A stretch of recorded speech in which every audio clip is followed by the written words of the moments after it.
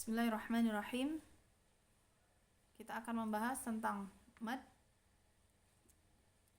Mad dibagi menjadi dua, yaitu mad tabi'i atau mad asli dan mad far'i. Yang pertama kita akan membahas tentang mad tabi'i. Mad tabi'i adalah waw sukun setelah dhammah, ya sukun setelah kasroh, dan alif, ya atau alif setelah fathah. Panjangnya 2 harokat, ya. Jadi hanya 2 harokat saja, tidak boleh terlalu panjang dan tidak boleh terlalu pendek, ya. Nah, kalau di Quran Rasam Utsmani, maka huruf madnya baik waw sukun, ya sukun ataupun alif tidak ada tanda sukunnya, ya.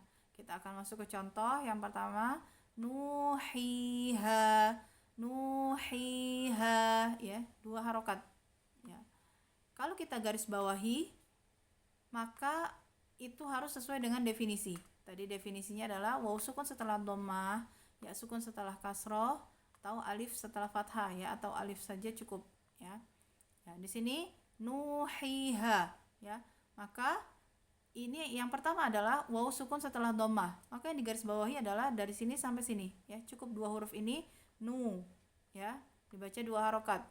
Yang ini ya sukun setelah kasroh, ya maka ha sampai ya saja yang digaris bawahi. Hi 2 harokat, ya. Dan terakhir ha dan alif, ya. Ha yang harokat fathah kemudian alif. Ha, maka ini yang digaris bawahi hanya dari sini sampai sini, ya. Dan memang nuhiha ini adalah yang ada di Al-Qur'an dan tiga-tiganya ini hukumnya adalah mad tabi'i, seperti itu, ya. Kita masuk contoh yang kedua.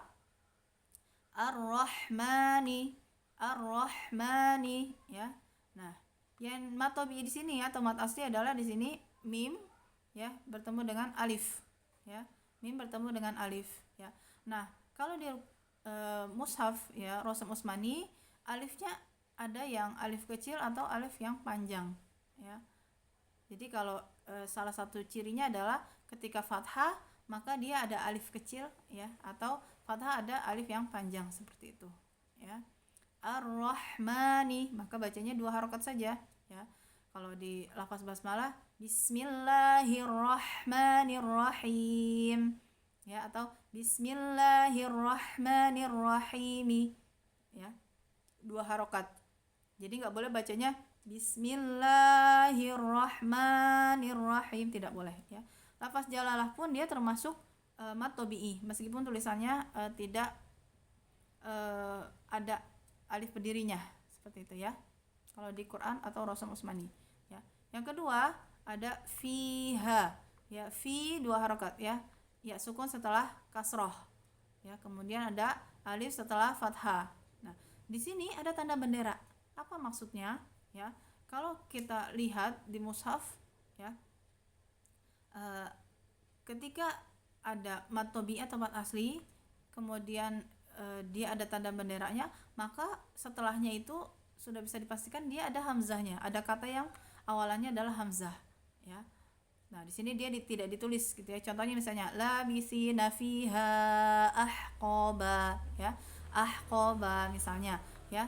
Nah, maka di sini dia tetap ada tanda benderanya, ya. Meskipun tidak ditulis ahqabanya, ya, tetap ditulis di sini hanya ada tanda benderanya, ya, atau tanda alisnya, ya. Tapi secara bacanya dia cukup 2 harokat saja. Fiha, ya. Biasanya kalau tanda bendera ini adalah panjangnya lebih dari 2 harokat, ya. Tapi kalau di sini 2 harokat saja cukup, ya.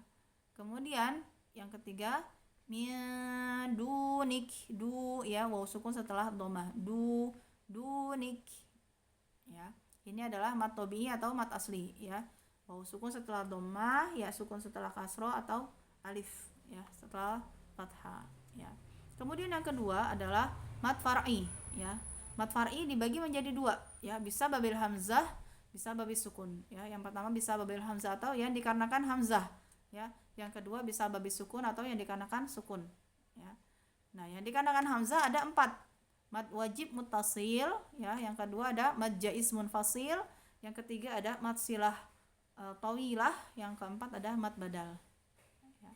Kemudian yang disebabkan karena sukun ya, bisa babis sukun atau yang karena sukun ada yang pertama mad arid sukun, yang kedua ada mad lin atau mad layin, yang ketiga mad iwad ya, atau ada juga yang mengatakan mad iwad litanwin ya, yang keempat ada mad tamkin ya, yang kelima ada mad farq, yang keenam ada mad lazim ya. Nanti mad lazim dibagi lagi menjadi 4 ya. Alhamdulillah.